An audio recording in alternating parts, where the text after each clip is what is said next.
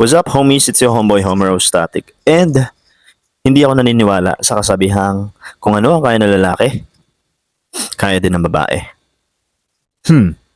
Bakit? Kasi una sa lahat, magkaiba tayo ng function. Kasi ang ginagawa ng iba, pilit nilang ginagawang equal, no? Kasi equality daw, sabi ng mga feminists dyan, no? Equality. Kung ano kaya ng babae, kaya din ng lalaki. Kung nagko-construction yung lalaki, kaya din ng babae. Yan. Pero, balibaligtarin mo man ang mundo, no? Ang Diyos nga, pinaghiwalay yung faction natin eh. Ikaw pa na isang mahinang nilalang ka lang. Hindi, ang ibig ko sabihin, dito pa nga pare, no? Yung equality kasi, hindi siya maa-apply dun sa nature ng lalaki at babae, no? Equality doesn't mean sameness pagdating sa gender, no? Hindi lang sa physical, no? Pati na rin sa lahat ng aspeto, no? Kasi magkaiba tayo ng role sa society, magkaiba tayo ng function sa mga bagay-bagay. Halimbawa na lang, no? Yung mga lalaki more on physical, no? Masculinity. Yung mga role namin.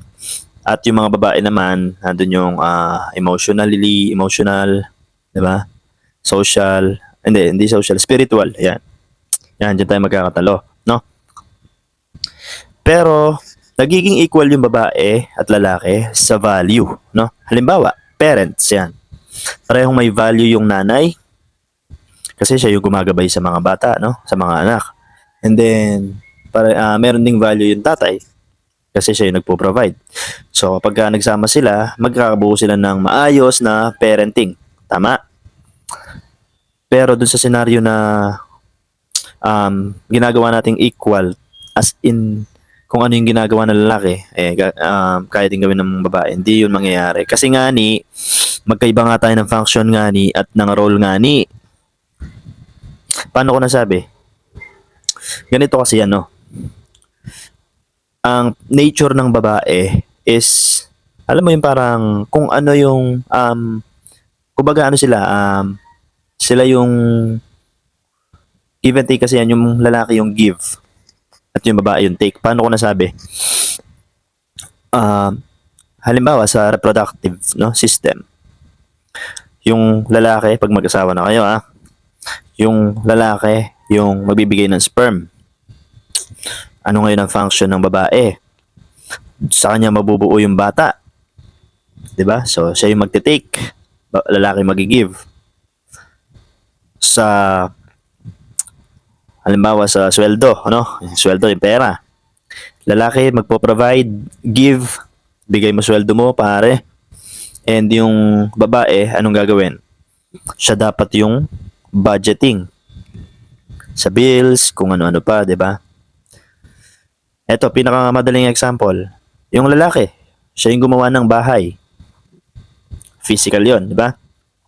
And yung babae, anong gagawin niya? Take na naman, take. Kasi may ginawan siya ng bahay. Gagawin niya ngayong maayos yung bahay, malinis.